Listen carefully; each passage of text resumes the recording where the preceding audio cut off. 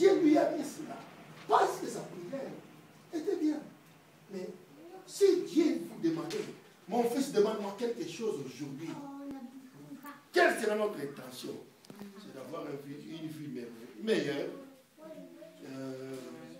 Un appartement où tu seras bien. Et ton congélateur ne manquera de rien. Donc, il y aura des prières comme ça. Mais ok, celui qui demande Dieu pour son œuvre, il ne sera jamais déçu. Parce qu'il demande pour faire l'œuvre de Dieu. Il le met dans le Seigneur. Et nous allons regarder Élisée. Élisée, il marchait avec le Seigneur.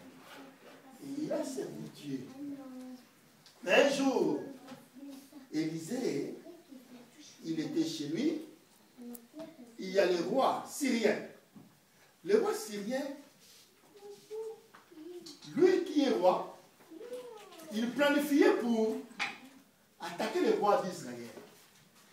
Mais tous les manœuvres qu'il faisait, Dieu donnait le message à Élisée, afin qu'Élisée passe le message au roi, pour que le roi fasse attention.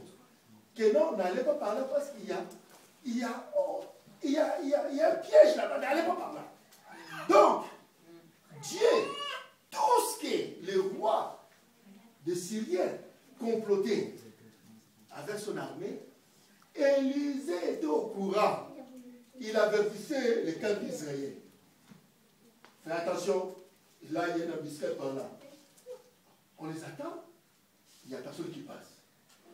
Le roi maintenant syrien, il s'inquiétait. Il se demande, est-ce qu'il appelle son gouvernement, il dit, est-ce que parmi nous, est-ce qu'il y a quelqu'un qui est pour le roi d'Israël? Parce que, pourquoi tous les plans que nous faisons, on échoue? Oh, il oublie que nous avons un Dieu qui a les yeux partout. Amen. Dieu le met dans le Seigneur.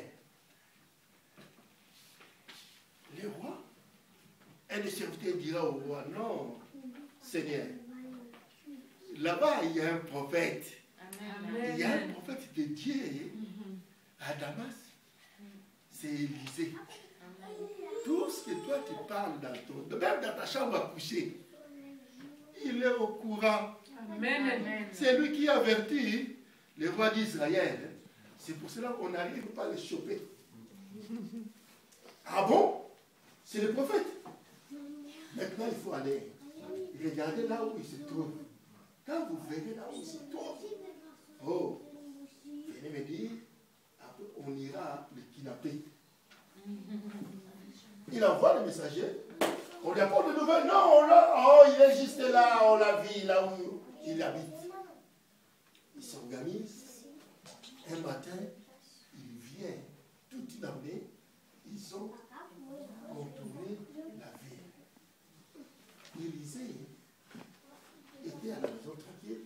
Quand son serviteur sort, il voit une multitude de soldats qui sont venus pour chercher Élisée, pour le kidnapper. Parce que c'est lui qui fauchait leur mission. Bien aimé dans le Seigneur, si Dieu fait nous avertir des manœuvres de l'ennemi, il le fera quelles que soient les conditions. Mais ces jours-là, quand son serviteur, la Bible nous parle du serviteur, mais il ne parle pas si c'était Géasi. Parce que le serviteur d'Élisée, quand la Bible parle du serviteur d'Élisée, c'est Géasi. Mais là, la Bible n'a pas cité le nom, si c'était quel serviteur. Parce que le prophète Élisée, il avait autour de lui 100 fils de prophètes. Donc c'était comme les étudiants en théologie. Donc ils étaient en service du prophète Élisée. Mais la Bible nous a pas dit si c'était quel prophète, quel serviteur qui était avec Élisée. Quand il dit à Élisée, Élisée ne paniquait pas. Élisée sort, il regarde et dit, au lieu de faire la prière, il dit, oh non, l'armée que nous avons sont plus nombreux que eux. Oh, le serviteur va dire, ah bon? Parce qu'il ne voit personne, lui il voit seulement les ennemis qui sont là. Élisée va faire la prière. Éternel, Dieu ouvre-le les yeux. En fait, il voit l'armée qui est à l'épreuve. Dieu a ouvert les yeux du serviteur. Et il a vu des chars de feu qui étaient autour. Ils étaient plus nombreux que eux. Amen. Quand ils s'approchaient, Élisée allait vers elle, il va demander, il va dire, vous cherchez qui? Non, on vient chercher. Pardon, Élisée a demandé au Seigneur, aveuglé, qu'il soit aveuglé. Le frappe que l'Éternel fait à nos ennemis, c'est de les aveugler. Comme ça, quand ils viendront les chercher, ils ne trouvent pas. Il fait un plan, il dit que non, on va aller démolir Moïse. Quand il vient, il ne trouve pas. Amen. On l'a vu, il était assis ici. Mais où il est passé? Je ne peux pas plus. Parce que Dieu le savait. Élisée avança vers eux et il va les regarder. Il va dire, ah, vous cherchez qui? Oh, on est venu chercher le prophète Élisée. Ah non, vous êtes trompé de ville. Moi, je connais là où il habite. Venez avec moi. Comme ils étaient aveuglés, ils ont suivi Élisée. 15 km jusqu'à Samarie, là où il y avait l'armée d'Israël, en Israël. Ils se retrouvent maintenant en plein Israël, entourés de l'armée d'Israël. Bien maintenant, mais dans cette histoire, Dieu est merveilleux. Parce qu'il pouvait être tué. Mais Élisée, le roi va demander à Élisée, mais Père, frapperai-je? Élisée a dit non, non, non, non, non, tu ne peux pas les frapper. C'est que tu as pris un otage. Tu ne peux pas les frapper parce que tu les as déjà pris. Pourquoi tu veux les tuer? Offre-leur à manger. Ils mangent, ils boivent. Après, ils vont retourner chez eux. Quand le roi a organisé un festin, ils ont mangé, ils ont bu, ils sont retournés vers leur chef et ils ont créé le calme à Israël. Ça a créé le calme. Il n'y avait plus la guerre pendant ce temps-là. Mais dans le Seigneur. Dieu, il n'avait pas besoin des espions pour aller espionner les camps des ennemis d'Israël. Lui-même, il donnait le message. De même pour nous.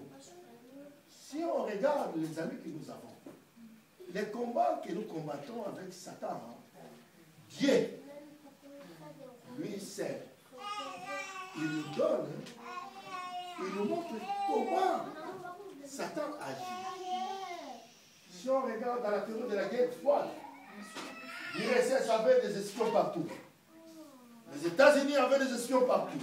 Donc chaque pays essayait d'infiltrer des espions dans les pays pour voir leur façon de marcher, leur combine après,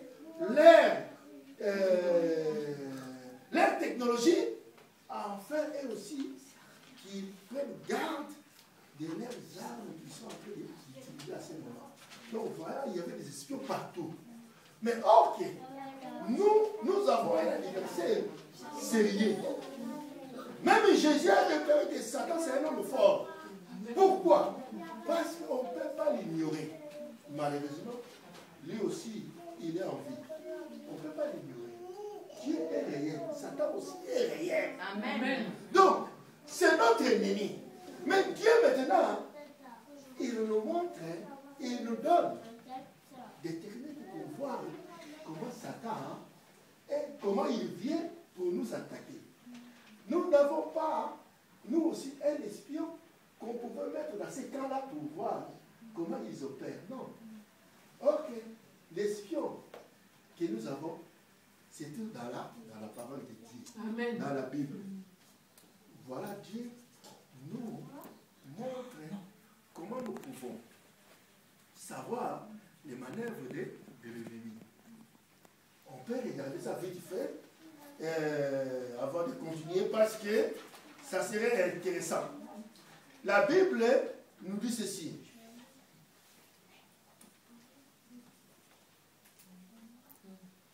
La Bible nous dit